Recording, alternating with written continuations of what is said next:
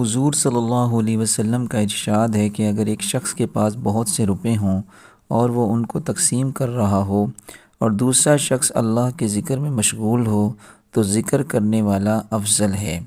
حضور صلی اللہ علیہ وسلم کا ارشاد ہے کہ اگر ایک شخص کے پاس بہت سے روپے ہوں اور وہ ان کو تقسیم کر رہا ہو اور دوسرا شخص اللہ کے ذکر میں مشغول ہو تو ذکر کرنے والا افضل ہے۔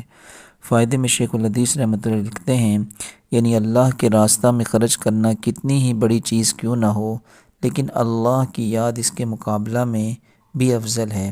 پھر کس قدر خوش نصیب ہیں وہ مالدار، اللہ کے راستہ میں خرچ کرنے والے جن کو اللہ کے ذکر کی بھی توفیق نصیب ہو جائے۔ ایک حدیث میں ہے کہ اللہ تعالی شانہ کی طرف سے بھی روزانہ بندوں پر صدقہ ہوتا رہتا ہے اور ہر شخص کو اس کی حیثیت کے موافق کچھ نہ کچھ عطا ہوتا رہتا ہے، لیکن کوئی عطا اس سے بڑھ کر نہیں کہ اس کو اللہ کے ذکر کی توفیق نصیب ہو جائے۔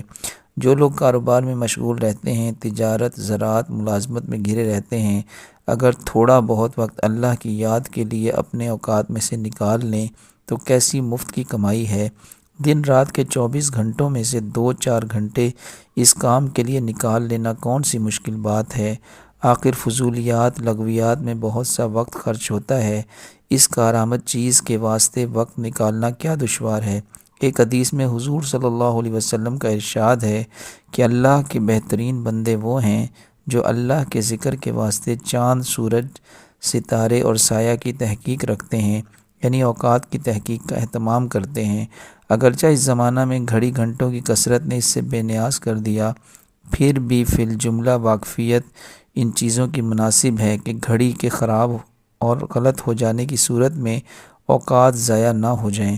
ایک حدیث میں آیا ہے کہ زمین کے جس حصہ پر اللہ کا ذکر کیا جائے وہ حصہ نیچے 7 زمینوں تک دوسرے حصوں پر فخر کرتا ہے۔ اللہ تعالیٰ سے دعا ہے کہ جو کچھ ہم نے پڑھا سنا اللہ تعالیٰ اپنی بارگاہ عالی میں قبول و منظور فرمائے اور اس پر عمل کرنے کی اور دوسروں تک پہنچانے کی بھی توفیق عطا فرمائے۔ آمین ثم آمین۔ جزاکم اللہ خیرہ۔